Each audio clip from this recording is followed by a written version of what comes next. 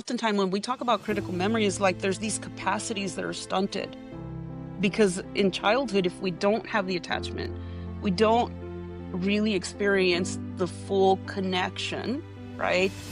Not only with others, but with ourselves, because we weren't taught how to love ourselves. And so these things can get in the way when adversity strikes and we don't know we can't get past it because we don't have that capacity.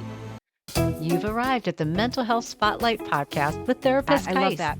Estefana Johnson, welcome, and thank you so much for spending time with me today. Yeah, thank you for having me. Absolutely. I was so excited to read about Arise Alliance and critical memory integration, but I'm a little uncertain on some of it. So I'm hoping you will illuminate me and others today as we talk about it. Yeah, of course. That's what I'm here to do. I love Excited it. about it.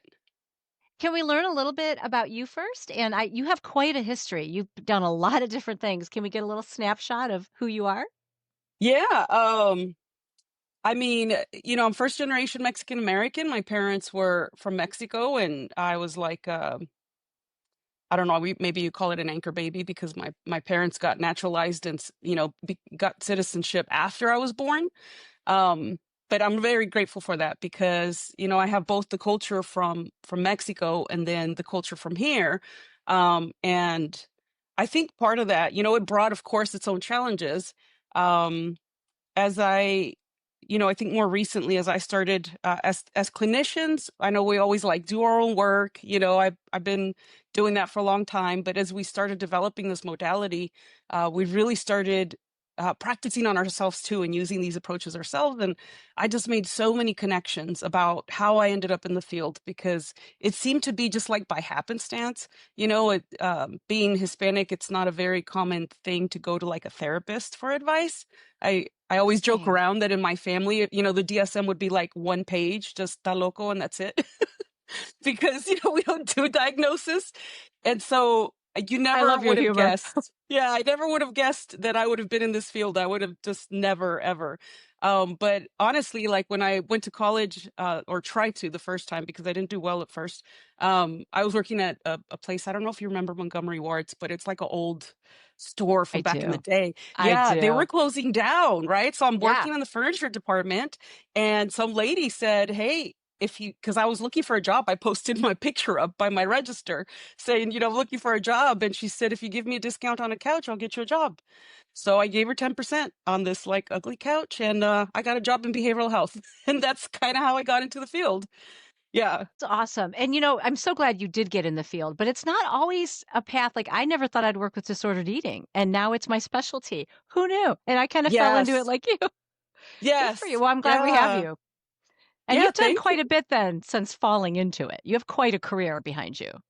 Yeah, I loved working with at-risk youth. And when you're in your 20s, like you're 21, you have all the energy. I've been working whatever shifts, but I realize how much now, why they called to me so much. As a kid, being first generation, speaking Spanish, I did not do well in school. I mean, I had straight F's in fourth grade. I come from I would call it a cult by definition, so I was not allowed to wear pants or, um, like women are supposed to be submissive, couldn't wear makeup, couldn't cut my hair, like all of these rules, very, very rigid, couldn't read anything that wasn't part of the church. And so that, along with a long history of maternal trauma, my mom was adopted and she had, pretty severe trauma, like a third grade education. So she's a little bit delayed cognitively as well. Yeah. So as a child, I went through like the physical abuse, emotional abuse, um, and then combined with the hell, fire, and brimstone, from church I mean, it was just quite a little recipe. So I was pretty defiant. I had a lot of anger issues. I just Of refused to course you do did. well in school because I wouldn't do my homework. I just thought I was dumb. I didn't think I was smart enough to do it. So then I went into protection mode, a lot of like fighting and getting in trouble. And I didn't know then I had ADHD. Now it makes all sense because I was always getting asked, like, what were you thinking? And I remember being like, who thinks? I don't You know. just do stuff. Like, what do you mean think? Right. Oh, and I love that So, question's so useless to a child that doesn't know, so right? useless because you Oh my don't. goodness. You So I don't. realized why I love those kids. I love the kids that struggled the most. Like I connected with them. And that's kind of that passion. that's how I ended up, the organization I worked for was like, you're going to be a therapist. And I thought, what? Like, no, I can't do that stuff. And sure enough, they got me through. And I really, because I come from that, I looked at the tools that we had and I thought there's got to be better stuff. So I kind of went on a search, to see seeing kids that struggle, and I knew they had good hearts, but we do this like cognitive approaches, and they seemed to do great until they got out of the program. I worked at a level 1 RTC. I think you have that history too, right? Did you work with at-risk youth at some point? I did a lot, Okay. yes. So you're, yeah, preaching to the choir here. It's and I too am just so love that population. So we share that. Yeah. Yeah, Yeah. and I heard, yeah, I think I heard it on one of your podcasts say something, and I was like, "Oh, that's my people," because you just Yeah. can't. It's just a different, yeah, it's a different It world is. altogether. And But you yeah, I connected with just it because of your world. Like, you had an empathy that you yes, can't just create that. You do have to have something to connect, and you yeah, did. I tell people like the gift of adversity is it's your depth of compassion is really directly correlated to your depth of suffering. The compassion that you can have for someone else. And I Absolutely. realized, yeah, that when there's like a reference point within you for that suffering, that you can't see someone and not do something about it because it hurts you as much as it hurts them. Right. So that I think the drove me through a lot of the barriers that I had, faced as like, minority first generation, but also many that I ADHD didn't. Yeah, undiagnosed. ADHD, all that stuff. Undiagnosed. Yeah, That unmedicated, too. undiagnosed. But Oh, I yeah. think that, I definitely am appreciative of everyone along the way that encouraged, but that also played a role in my needing to like be always busy and try different things and, just try it all and see what connects and what works together. Yeah. So So you found this path, and thank you for sharing the story back to some of the vulnerability that makes you who you are, that adversity that you learn to use. And I love that. I yeah, love that you found it. That's fabulous. So now you help others find a yes, path. But and I'm jumping ahead, but I can tell you still care deeply about the at risk because you still are involved with the foster and adoptive program, right? You still sit on a yes, board, maybe ASA. Am I saying yes. this all correct from memory? Yes, for ASA Now, yeah, Yeah. I kinda got pulled in with them back in 2016. It was 3 foster moms that wanted to change the law because back then they could only, foster parents could only, consent to, like, medical and education, Okay. for treatment or services for kids, and so here you have high-risk kids in the foster system, and the foster parents can't get the mental health treatment. And so it's No. just Great yeah, point. so many issues with these 3 moms. I saw a little article somewhere that they were gonna try to present this bill, and I had no idea what I was doing. I just called the lady, was like, "Hey, can I come with you? Because I wanna know how bills are presented." Social workers were supposed to, like, advocate. I had no Mhm. idea the ride it was gonna take me on. That became like a historical law, Jacob's Law. I got to be with them at the Capitol, kinda witness, what that, like, grounds root movement is, and, I kind of stuck around, and then they just adopted me and wouldn't let me go. So I like became the clinical director. So I do, trainings for the foster parents there, very involved in that community, and supervise interns from ASU at the community center and the school that we're building a trauma informed school specifically for foster kids that with like small classes. So yeah, I've uh, written some of that program as well based off of the critical memory integration concepts. So yeah, Oh it's a my lot of goodness. awesome stuff happening in our community. There is, and you're in Arizona, is that correct? Yes, I'm in Arizona, in Yeah. Chandler, Gilbert area. Yeah. Yeah. I love what you just said about and you'll have to listen at some point. I have a fabulous podcast coming from a young man who fostered out without a home, without a forever home, and he has a beautiful story. But when you said a school environment for specific for foster kid needs, I Yes. wow, good for you. We need Yeah. it. Yeah. I mean, there's some Yeah. amazing women, I don't take any of the credit. I just do what they say because I know they know what they're doing. And we figure it, but yeah, I mean Make it work. our leader, we passed the law, and I thought, "Oh, that was awesome, thank you for the ride." They're Yeah. like, "Nope, we need a community center." Yeah, they formed ASA Now, which is Advocacy Support and Assistance, to support, to let, like, if a foster parent has a kid in crisis, someone to be there with them, at 2 a.m. at the, Yes. yeah, because they were Yes. Oh, terrified, and they don't, these yeah. services don't exist. So these women were showing up, middle of the night, whatever it is, helping. I'm like, how can I just turn my back on that? I need to be around. And so, yeah, we ended up starting that nonprofit. And then Jacob's Mission Community Center was open like the next year, which is a completely renovated building that the whole community came together to renovate and build up. And then we said, Wow. yeah, well, we provide like food boxes, clothing, education, all kinds of life skills and all kinds of needs under one roof. But then we still needed Wow. the school because kids get kicked out of Need the school. school because they don't know how to regulate.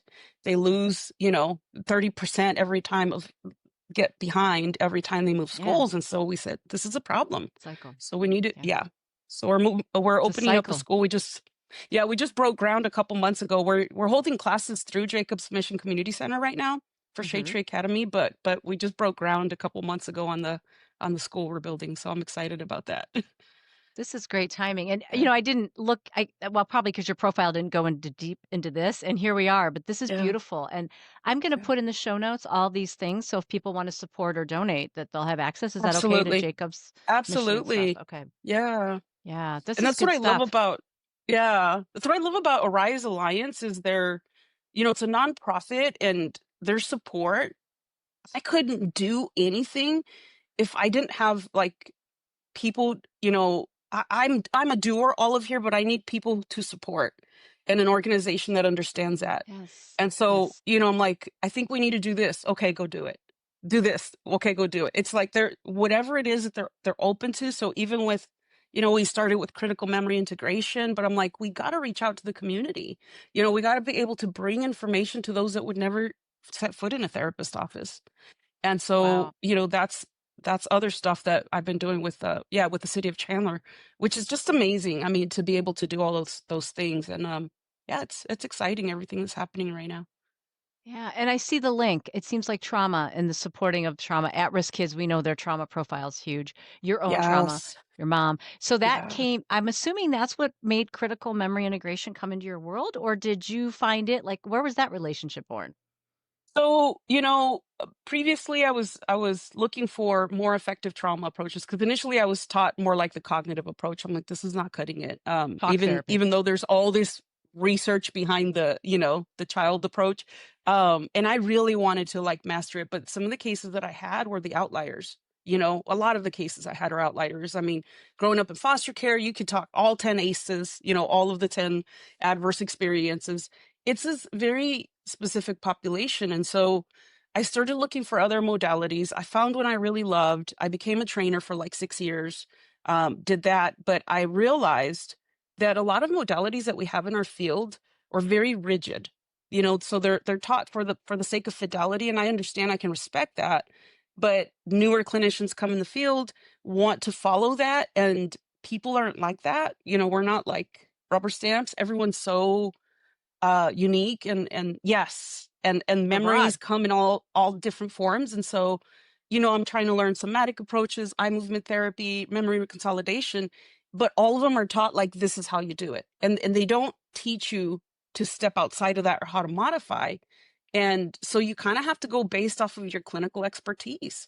And so that was part of my question, is how is there a better way to explain some of these concepts, to find all of the connections and have kind of like a template of for clinicians to follow, to know when do you use this approach, when is it more somatic, when is it narrative, when is it images, or whatever it is that other the theories that guide a lot of these approaches. And so coming with Arise, I knew that it needed to be a team. It's not just me. It's a development team because we needed different perspectives, different levels of experience. I'm not a researcher, but I know the importance of research. And so, Yeah. I was like, please get me like, an intellectual like person who's way smarter than me. We have him. I love him. A data person. Yeah. Go do your Yes, numbers. data person. Yeah, Yeah. but could call me out like this is not quite it because they want, ABC. So yeah, it was a Yes. whole group of us that got together. Wow. even as we developed, getting feedback from colleagues, once we had the intervention, now you have to refine it so that it's replicable, for other clinicians to understand. So that was a huge challenge. But it really was, we wanted something integrative that you could bring, and it would make sense with pretty much any modality that you have. Right. So there has to be a connecting mechanism. If this is true, if let's say EMDR works for people and so does somatic experiencing, then there should be some similarities between them, right? Yes. In terms of Yeah. processing memory and trauma. There's got to be like an Here. algorithm or Yeah. something. And so that's essentially what we started with, is looking at like the top, I think it was 13 that we ended up with, like that had the most robust research behind it, evidence-based approaches, and started kind of sifting through them and seeing what is similar, and then bringing in like the neuroscience, what we know about memory, what we know about emotion, what we know about how people develop a sense of self, and kind of sifted through all that and put it together and refined and refined and refined, until we came up with CMI. So Wow. And the trainings that for someone like myself to learn how to integrate all of this, is that what the trainings are that you have on the site? yes, That's for me, right? Not the yes, consumer, the provider. yes, it's for the Okay. provider. The CMI trainings are for the provider, and we have, it's like 4 days, because the first 2 days we do online, but it's really like revolves around the clinician as a human being, because we need to be really familiar with our own history, with our own patterns, with our own perspectives, perceptions. Yeah, in order to be Amen. effective, because we call them Yes. signals, and if I have something that hasn't been integrated, it might bring up something in me or kind of tweak my perception in the point in the place where I lose that attunement with the client, because I can't differentiate my own signals from theirs. And so we really highlight Dangerous. that. Yeah, we highlight that a lot, because we talk about like, what do you call it, transference and countertransference. It's happening all the time. Like you look at things, you listen autobiographically, so Can't help it. unless you're, yeah, unless you're fully aware of your template, so that wait, this is my stuff or this is theirs, um the risk is going to be there. So we really highlight Yeah. that a lot. I love this. So someone like me who maybe has 3 modalities they prefer, or because we work with disordered eating, there's certain modalities that are there, Yeah. albeit a little rigid. I can use this tool to bring those together and really more curate it for each client and be very aware of what would help Yes. best. Yes. And Oh, I love that. the most beautiful thing about it is we're really working with what we call the core self, right? The core self, you could call it the authentic self, you could call it your life force, whatever you want to call it. Um, but it's that place where you could be as an observer. And we're really helping people connect to that. And what happens, what I've seen, which gets me so, like, of course, passionate, right? Is when I see it with people that I serve, is it's not just the symptoms. We don't, like, the symptoms are the result of something underneath, right? So as we work through this, the entire person's perspective of themselves changes. So when I've had individuals who had like horrific trauma, drug addiction, like pretty much all the high risk things on there. And I remember at first, with previous approaches, we were targeting like nightmares, flashbacks, things like that. Right. But the thing that was hard was when they were like, they still carried shame, or hated themselves, shame because of addiction, because of things that they did to survive. And so I found with CMI, that is what changed. I had an individual that came in my office one day that was, a pretty tough case, pretty complicated. And remember him just sitting on my couch and saying, I think I'm beginning to like myself. And I just, oh, your therapist's heart just like burst in those That's why little we do it. moments. That's why we do it. Why we Because do it. you can't convince somebody. They have to see it. They have to experience it. And that's what we highlight. It has to be an experience, and they are the expert, not us. And so, yeah, this I love using this approach. I love the results. I love seeing people, come for a couple sessions and be like, I think I'm gonna take some time off. I think I got this. And I'm like, yeah, you go. You So go. it's faster. Well, you make a statement in there that, talk therapy, I say this all the time, is limited. We can only get so far with talking. I was just on a collaboration call with my colleagues, and we were talking about do therapy, not talk therapy, do therapy. Yeah. And that's kind of what you're talking about, isn't it? It's more experiential. Like this is a more Yes. active approach. Yes. It's very experiential. And it's less, our most important role is to stay out of the way, right? To hold the space and stay out of the way. We are not the expert. If we're looking to have the answer, we're going to derail them. Because oftentimes when we talk about critical memories, it's these experiences that often lie beneath your subconscious, right? You're not aware of them. And yet they dictate a lot of your behavior. There's a lot of neuroscience experts out there that I've read that some of them would say, and I don't know how they measure this, so I don't want to say for sure, but that like up to about 95% of what we do, how we think, how we function is dictated by the unconscious mind or the Right. subconscious mind. So if you're thinking of like cognitive, you've got to be aware of your thoughts. You got to be aware of those things.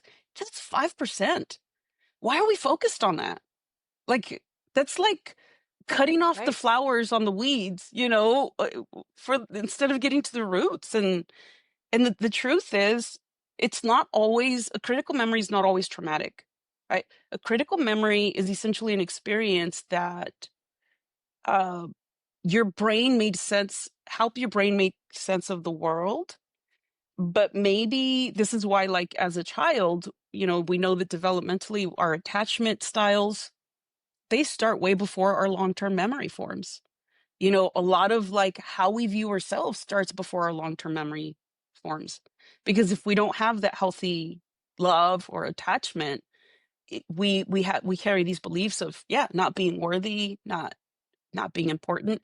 And you can't get that from a cognitive place. You can do all the self-talk you want. And your body's like, BS, like that's not, I love myself. No, you're not lovable. And it's a constant battle. It's trying to outcompete this experience. So that's what I feel that we lacked, you know. And do you go in then, and my brain's thinking a little bit like EMDR, CPT. Are you going in and helping them sort of restructure those memories? Is that sort of the It core idea? happens. No, it's so beautiful. I'm not that good. It happens organically. Our brain is brilliant. Our heart wants to heal. Our Think about it like when a doctor casts a broken bone, right? It's not the cast that heals. It's that the bone already has the instructions and the DNA that knows how to repair. Our psyche is the same. There are things that are letting us know this is off. And this is what I learned from my own journey is maybe 3 years ago I wouldn't have shared as much so openly as I did with you a moment ago, because I didn't realize before how there was shame attached. There was a lot of the feelings of being less than, that had lingered, and not ever to the point of getting diagnosed with like PTSD. I wasn't having nightmares, flashbacks, mood's pretty It wasn't in stable. your Like, 5%. yeah, it was Yeah. not. So Yeah. that's what was fascinating is as we started practicing and exploring and moving towards discomfort instead of away, all of these connections emerged. And it not only transformed, like one example, and I think I have a little video public that I share this stuff on. I'm sorry, I think my little notifications, I don't know how to take them, turn them They're off. not showing up. We're fine. Okay, good. Okay, good. They're good. And I'll put So, your video on too, because this sounds like just would be helpful to have okay. on the later.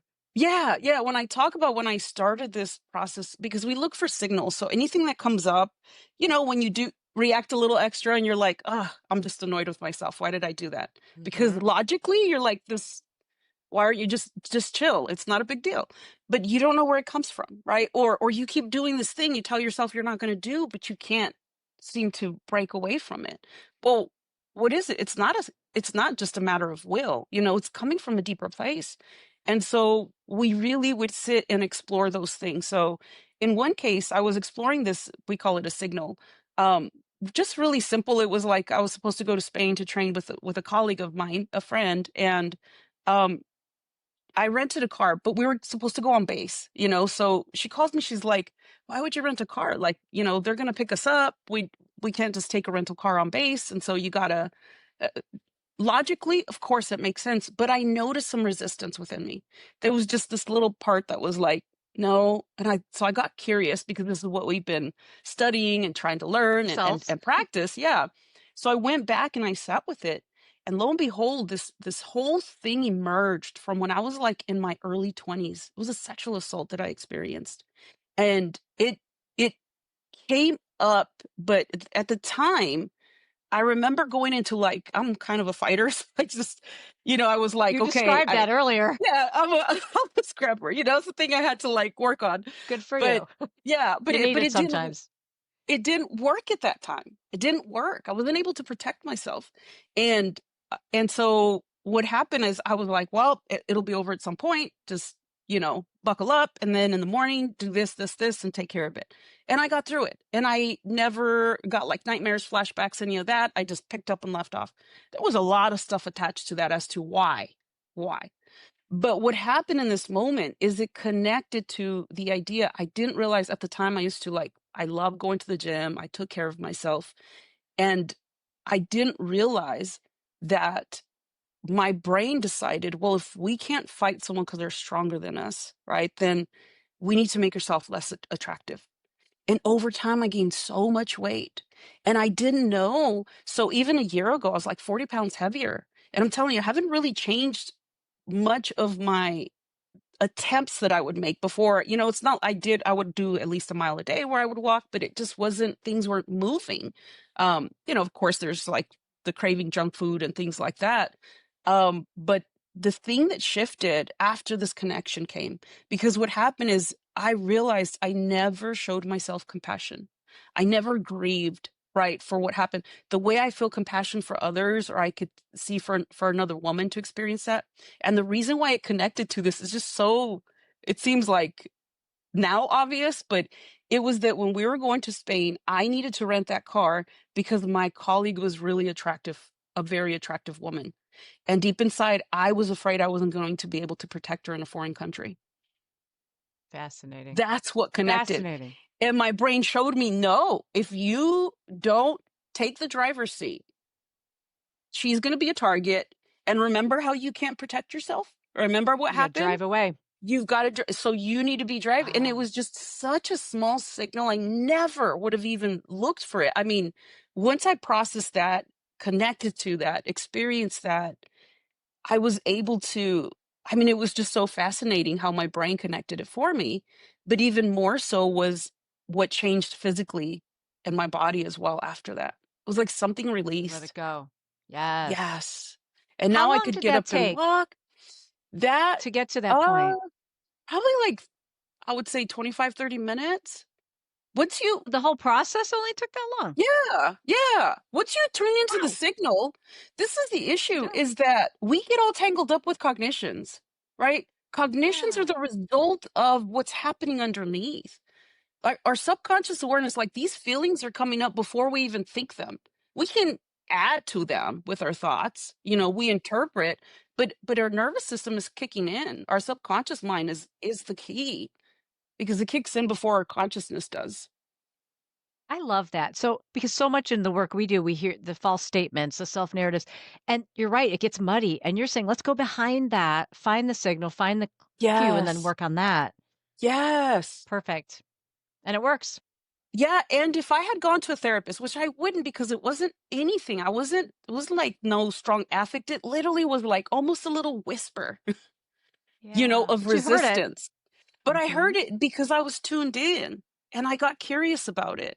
And as I got curious and sat with it and followed it the way we teach clients to do, the way we teach clinicians to do, all of this emerged. And then the feeling, the emotion of that I didn't, that I didn't experience then because I was in survival mode. So I didn't get to grieve. I didn't get to cry. I didn't get to feel that compassion or sadness for myself. So I was able to hold that, 20-year-old, 21-year-old, however old I was, that and like hold that space for her and acknowledge her and tell her you didn't deserve that. This was not okay. And look at you, how you like fought and you went on and you continued moving forward. Like I'm proud of you for that, but you still deserve the compassion, and that it was just a pivotal moment for me in terms of we develop this thing, we see it with other people, but to experience it firsthand and to see the outcomes of things I didn't even know were impacting, like my weight, I never would have gone to a therapist like, I wonder why. Yeah, It's I love this, amazing. and the whole thing as you describe it for your story, and again, I appreciate the vulnerability of sharing that, is empowerment, agency. This is what I love in the 100%. work we do. Let the client guide their own journey, and you just kind of give them the framework, right? Like, as it should. Yes. Yeah, because I don't know what's in there. And I think that was, part of working with complex trauma. When we come in as the experts and we're saying, like, hey, give me your big T traumas, right? Then that's what they're going to give you. And if we're looking for problems, that's where they're going to look because it's where we're referring them to. Loudest, But yeah. yes, but we know how many times, I mean, we listen to like Gabor Mate's work, we listen to like where they say the experience isn't where it's held. Like there's so many other things. And oftentimes when we talk about critical memory is like there's these capacities that are stunted because in childhood, if we don't have the attachment, we don't really experience the full connection, right? Not only with others, but with ourselves, because we weren't taught how to love ourselves. And so these things can get in the way when adversity strikes and we can't get past it because we don't have that capacity. Right. So, Mm, so we this is don't where know. I think that we go wrong in our field sometimes is we're looking for the obvious logical answer. And that's not where it's at oftentimes. Yeah. Definitely not with eating disorders. Yeah. But Definitely. Or trauma. how do you follow that? Because if you'd have asked me, hey, why'd you have any resistance I know. canceling the car? I don't know. Right. I couldn't Because you're logically, right here. You're in your 5%, right? Of course you don't know. yeah, Is never would have that where the connected that. T No. Is that Yeah. where the trauma skills, the T3 section comes from then too, that as you work through this, or is that something you do during critical memory with clients? No, so T3 was created more for like non-professionals, for paraprofessionals, Oh, T3. So interesting. that kind Okay. of came from my work with, working with foster adoptive kids, foster parents, Yeah. teachers, first responders, just basic understanding of the nervous system, how it responds. Um, and how to regulate, like giving tools, how to engage with someone else that is activated.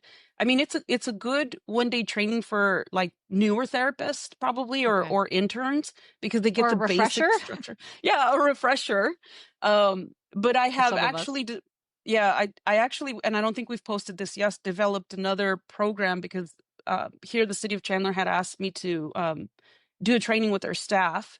There was a lot of stressors, with all the changes. They're federal workers, so everybody's freaking out about if they're going to lose their job or not. And, Yeah. and so I wanted to bring in some of these concepts in a more digestible way, like to help them understand, where emotions come from, how we generate it, how our experiences, we call it the library of experience in CMI, informs, right, how we interpret, and then how uh, it can conflict with in relationships, when someone tells me like, oh, I know you're angry, I could tell you're angry. I'm not angry, but you are. That's how, to them, that's their truth. That's how they're interpreting, right? Yeah. That's where we have a lot I of communication issues. Yeah. So I wanted to develop something to help them, just like, with clinicians with CMI, we go into what's happening neurologically. Why do we interpret this way? How do we change that? But for them, basically to help them see why we need to take a pause, why that self-regulation is necessary for us to be more effective, more intentional, because when we go based off of our experience, it's like we're constricted, right? Like looking at life through a straw Yeah. and so limited. And that's when we get stuck in these frustrations of we're not being listened to, we're not being understood because everybody's looking through their own straw and nobody's, Well, perception. Yeah. yeah. Yeah, So it's a good that's a more perspective. global skill, not skill, but training. That would behoove many people to use that one for sure, it sounds like. Yes, that Okay. one. I like that. So I call it the compass within, right? So Okay. understanding that. And then that one we added, what do you do, when you're in a place that you feel like you have no control? How do you respond? So we broke that down as well. And this applies for therapists, like when you have a client who comes in that's diagnosed with a terminal Sure. illness. Yeah. What do you What do you do teach with that? them? Yeah. And this is where CMI has come in really handy because we're really working on who you are.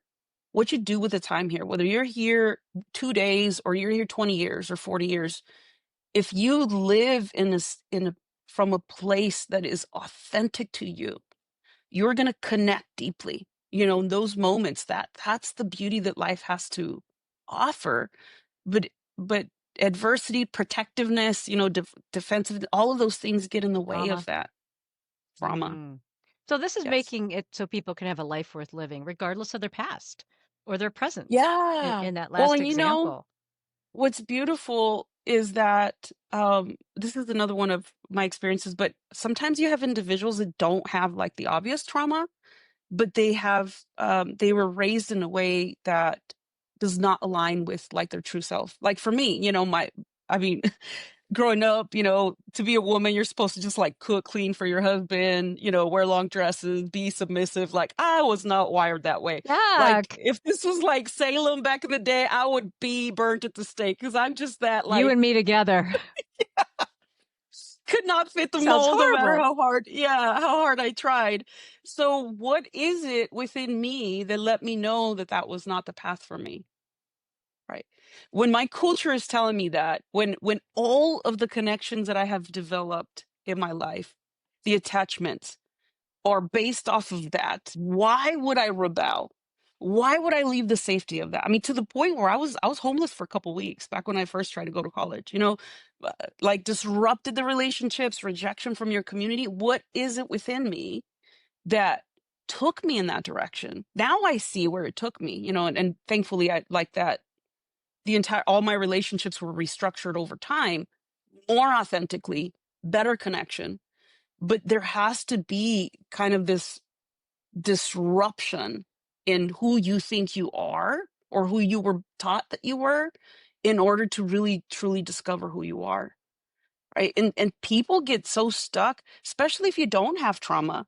Let's say you had a pretty decent life, and I'll have people come into my office and they're struggling with like panic attacks, and they're like, no, we don't have trauma. But nothing that they do is really what they want to do. It's incongruent It's yeah, there's incongruence because they got into this field because their parents thought they needed to do this and make money, but they really wanted all to the do time. music. There's it's just a human experience thing that happens. So whether it's Mm, an adaptive response based off trauma or it's an adaptive response based off of like acceptance in your community, it's still incongruent with who you are. right. And who you are is so many factors. That comes up so much. And I love your example. I'll have someone in here with panic for maybe the first time, and I'll be darned if we don't find it somewhere like you just said. There's something they're living that's not their Yeah. truth. And as soon as they figure Yes. it out, the body still remembers some of the panic, but overall the brain is like, okay, we're okay. We got this. Well, it doesn't, Fascinating. there's no panic if there's no threat, right? If there's no threat. So if I can still be that, dress that way, talk that way if I choose to. It's like Spanish. I could pull up Spanish because I learned it really well, but it doesn't limit me. Like when I was in kindergarten, I couldn't communicate. I was isolated because I, I didn't know English yet. It's your So it's second not like language, I yeah. forget that. Yeah, but I have agency now. I can You can choose which language. choose. And then when we do that as clinicians, we hand it over. And to your point, it's not about us. And that's kind of the good thing, right? You go do you and let me know how it goes. I love Yeah. that. Is there data on this? Have you been able to collect metrics on CMI and its efficacy, or are we You hoping for know, that? of course we're hoping for that. Right I know now that's it's hard to like get. case study. Yeah, it is. It's so complicated, and we do have. That's what I love about having Brian Livesey. He's the researcher. So He's the research guy. he's the researcher. He's our director of research. I call him my encyclopedia Brian Tanica because he's just like an encyclopedia. For This those who about don't know, memory and encyclopedias are large books full of information before yeah. Google or Back in the day, ChatGPT. way back in the day, before we had any electronics, we had to go find this big book and look in alphabetical order, about the Yes, history of yes. fraud, whatever. Yeah. So That's how we that's did where it. it comes from. But But he yeah, helps so with we this we side of have it. he's done, I believe he's pretty much finished or very close to finishing the white paper. which is the one that, you know, will give you kind of like the theory behind it. And we do have some case studies. You know, we've been working with a Excellent. couple of universities that are looking to do some research. Right now, it really is clinicians that experience it, see the outcome, and then want to be a part of it.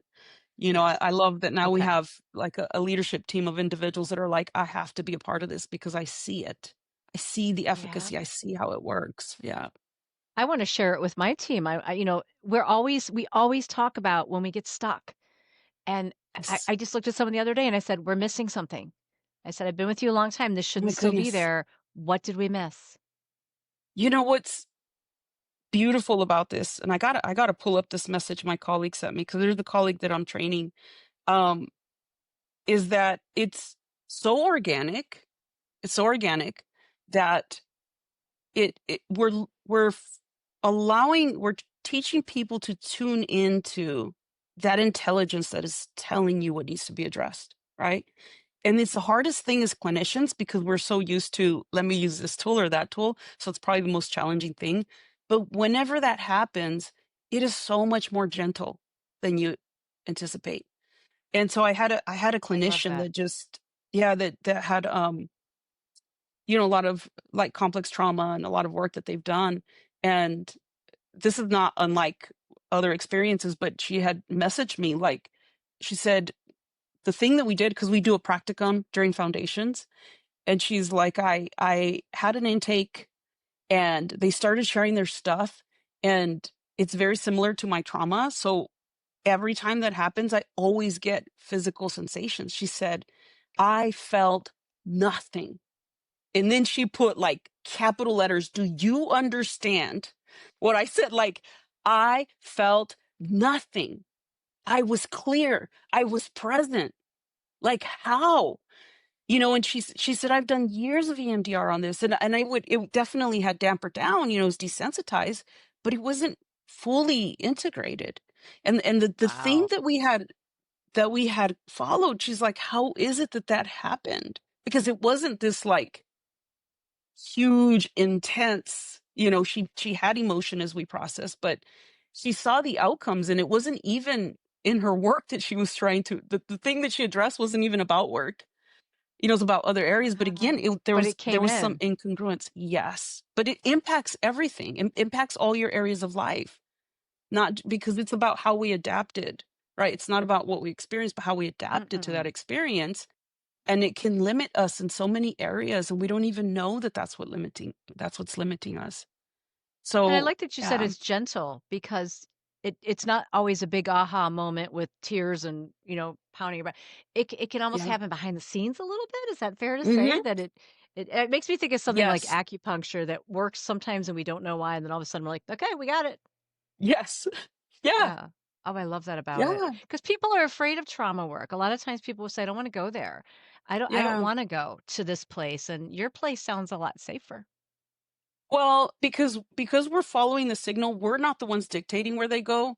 We're teaching them to follow their mind to where what it reveals. So I've had people that do, you know, have complex trauma, and the session only goes so far to something that wouldn't qualify as like a traumatic event. But what happens is they've can find practice some agency there, right? Practice that expansion. Um, because there's emotion and then there's the fear of emotion. So like fear and then fear of fear that just compiles it.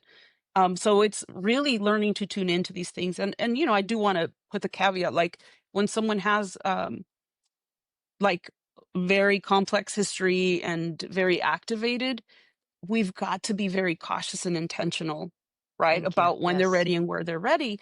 But Beautiful. I find that because we're not telling them, hey, you've got to address these things because they're horrific, you've got to go there, it happens organically. Like they go where they're ready to go, and then eventually they move towards that, right? They don't always go straight to the obvious one, but it's almost like whatever is ripe to be integrated Yes. is what gets integrated.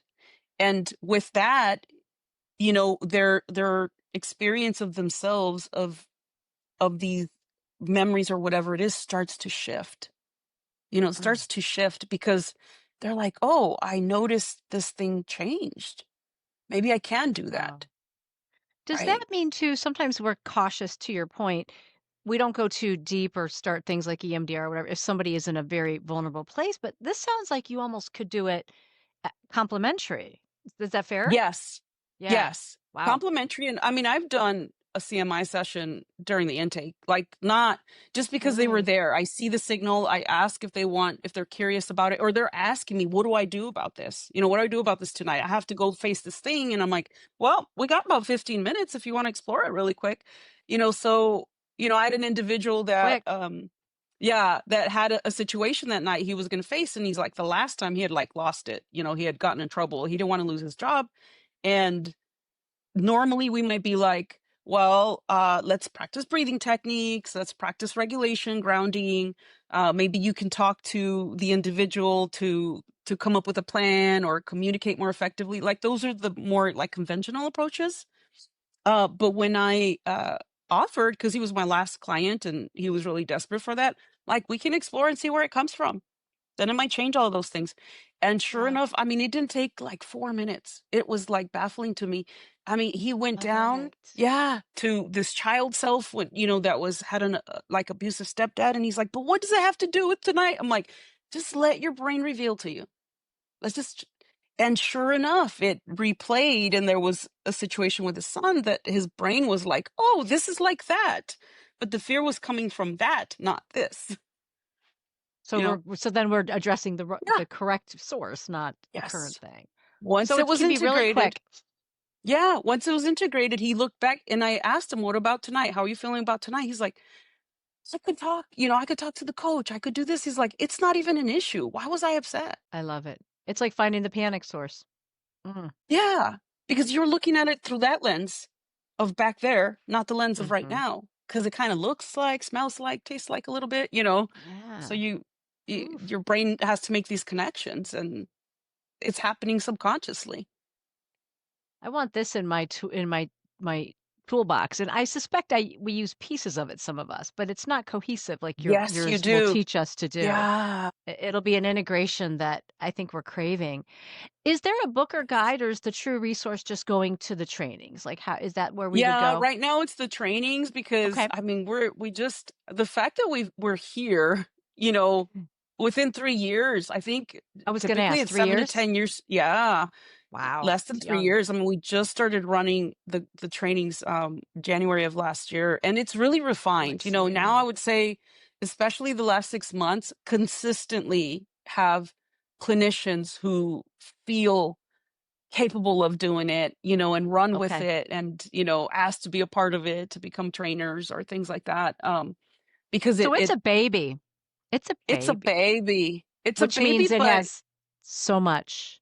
yeah, but it's been rooted. All of us that are on the team that have come have been seeking this out for like 20 plus years each, so it's a Yes. baby, but it's not because it's like we all have these pieces. And as we come together, hey, what do you have? What do you have? And let's put it That's together.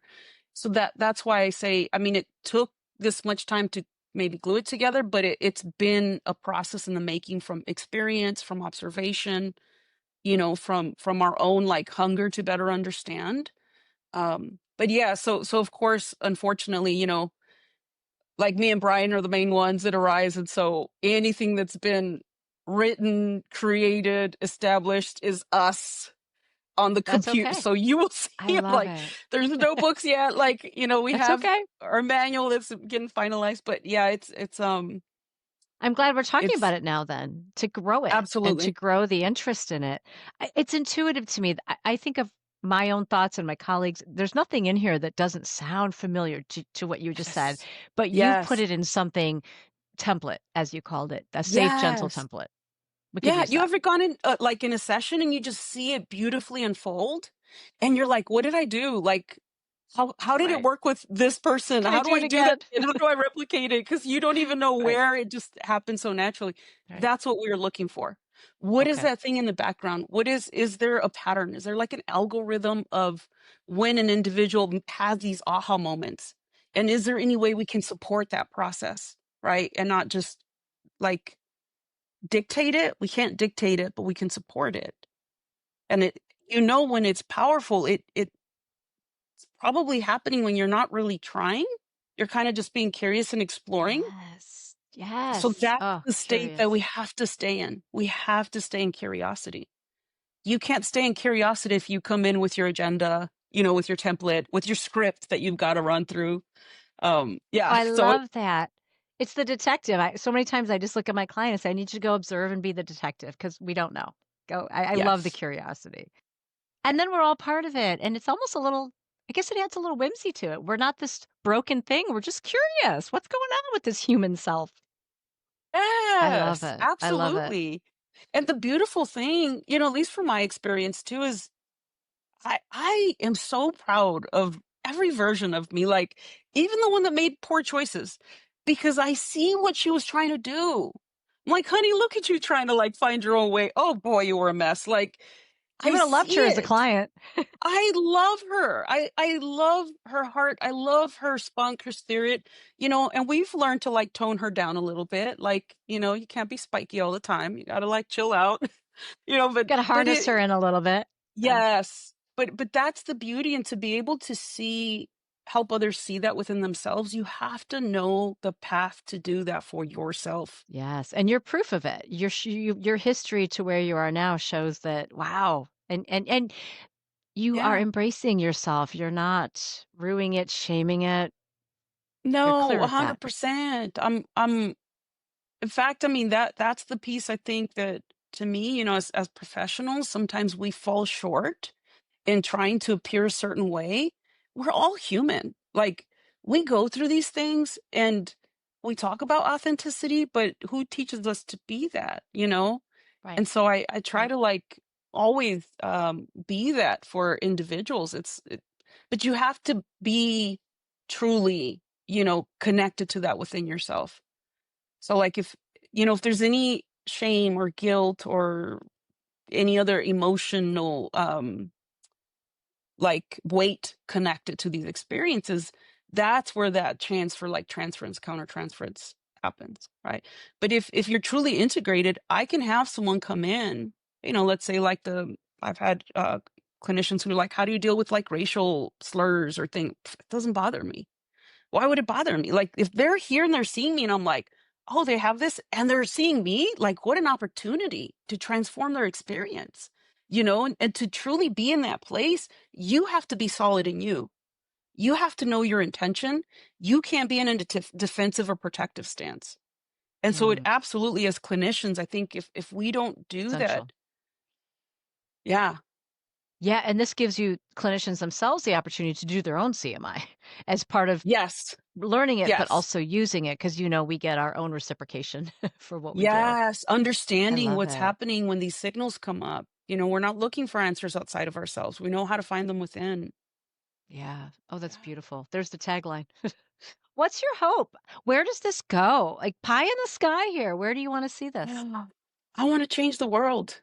I want to, I was having a talk with my friend a couple weeks ago, and she said, being Hispanic, there's a lot of fear here. Like, and my parents, that's my experience. It's not everyone's experience. And I understand I'm not like, I'm bipartisan in the sense that I do believe every human has good intentions and they have a reason why they perceive things the way they do. And so the only way to understand is to be curious, right? So there's that piece There it is is again. like central. Um, but with that being, when I was doing some of this work, I realized again my own signals that I had to explore, and I realized there was grief, over some of my own experiences as being first generation Mexican American, and the deportations, the family that I experienced, firsthand as a child, the fear, all of that is very familiar to me, and so it is to this colleague as well. She's Hispanic, and so whereas I'm trying to connect, she was saying, "How can you not be angry?" How do you protect your children? And I told her, I can try to focus my energy on protecting my children from the world, but at some point I will be leaving the world and they'll still be here. Right. So They have to do instead, it. I'd rather change the world for them, right? If I can help others make these connections and connect with each other, then that is going Better to do overall. so much more. Yeah, for all of our children, all of our children. So to me that becomes more of like the drive as to why I do this. That's why we're not just doing, okay, here's the clinical, application for therapy, but how many people out there would never set foot in the therapy office? Would either because of the culture or because it's expensive. They don't have the right Mm. insurance. They don't have the resources. Don't have And access, those right? are the people I think of. Those are the people that like pull at my heartstrings because those are all part of our community too, and, What and a if we can legacy. reach out, yeah, we can reach out in whatever way possible. That's why it's important to be involved. Like foster kids, like 73% of people in prison were in foster care at some point. So if we're talking about reform, we have to start with helping them before they get to that place. We have to.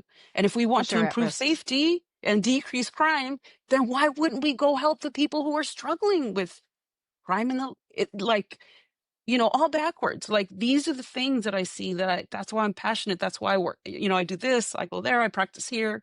Because I do Make feel it that out it's there. a you know, multi-pronged approach. You gotta go everywhere. Yes, and you made me think of something with that. I meant to ask, if somebody hears this and they think, "I want this kind of provider support," will there eventually be a, list of people trained for this? Will they be able to find Yes. CMI trained people? Yeah. Okay, good. Yeah. Right now, because we want to make sure that we somehow vet the individuals that do get trained in CMI. And as you know, the Yeah, process, we have to do the research studies, we have to yeah, show efficacy. So mhm, I wouldn't call this evidence based, but we have a very big like evidence base. We took mhm, the research about memory reconsolidation, about emotions, so we have very solid research on every aspect of CMI.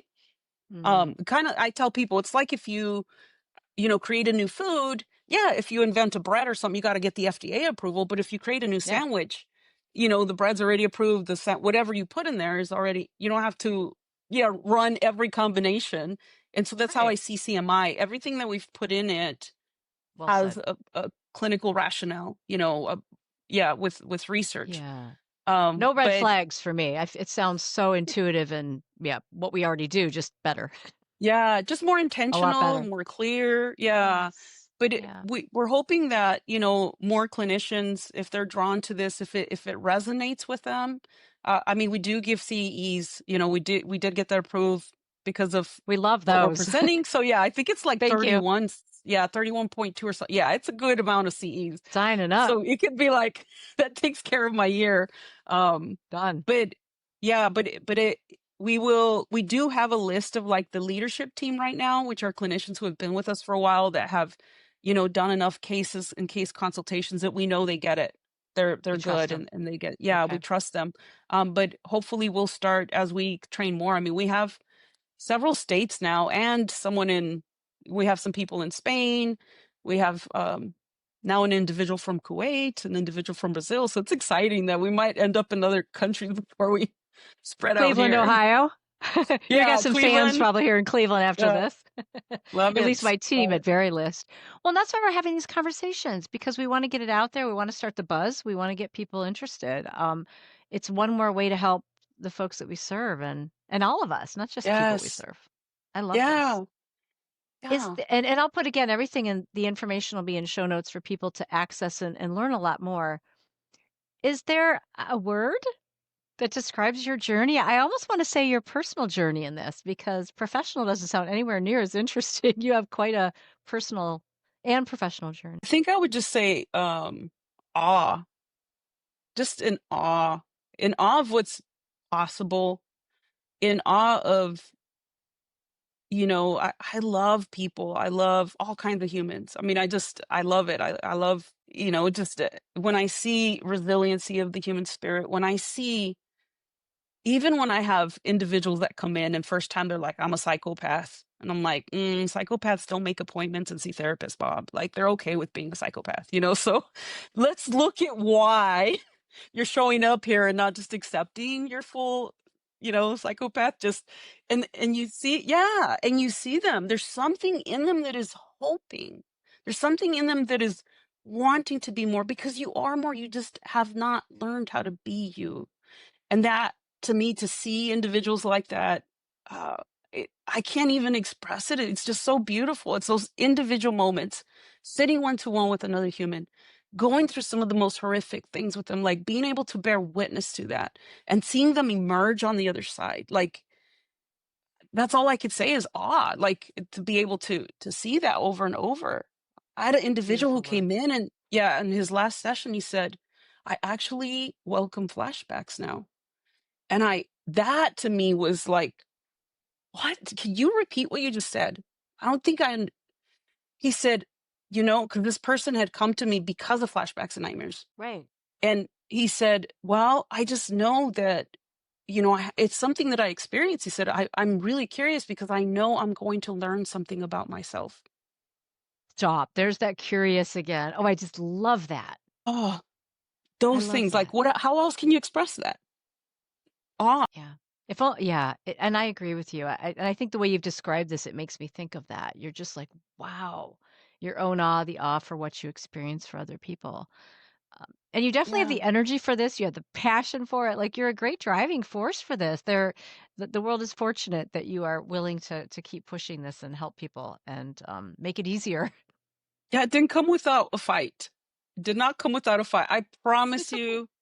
My husband would laugh because at first I was like, "I didn't ask for this," if I had breakdowns because it was hard. It was so hard, and it's yes, been hard.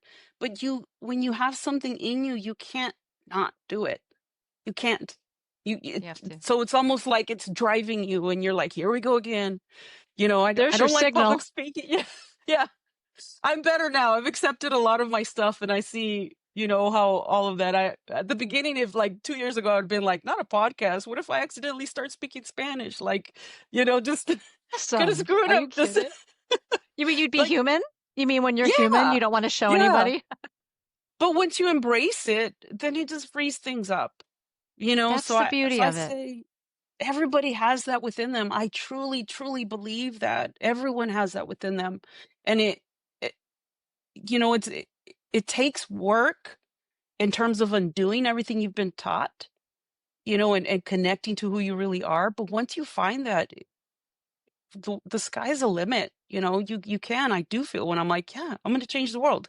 I'm going to help whoever else is on there and changing it with me. We're doing this. I don't know how, but we're going to do it. I'm gonna do it. And you've already done it. You've already started. Even if it's not the world, you're impacting people's lives. And that's That's that how it starfish works. story. One starfish counts, and you've got Yes. more than one. That's Say when you're a those beautiful. pyramid schemes, like that's too like It's that's enough. that's where my brain, yeah, that's all that matters. That's how you change it. That's it. That's it. It's yeah, one at a time.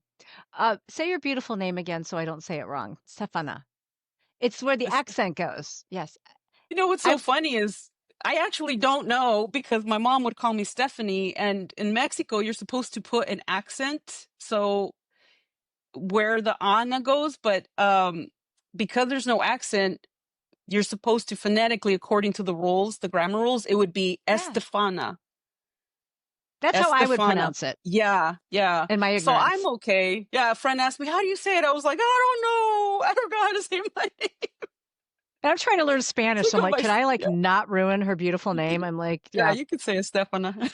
And I'm Kai, so no one ever pronounces my name right because it Yes. doesn't phonetically help. So I'm just, yeah, I'm used to that. Yeah. Well, you were a wonderful energy, a beautiful story, and a beautiful legacy you're creating. And I'm so happy that we got to meet and talk about this today. Thank you so much. Yeah, I'm so honored to be here with you, and thank you for the space. Thank you for the time and the Absolutely. energy. It's been awesome. You got it. We'll try to change the Thanks for world. listening to the Mental Health Spotlight podcast, helping you hold hope on your recovery path.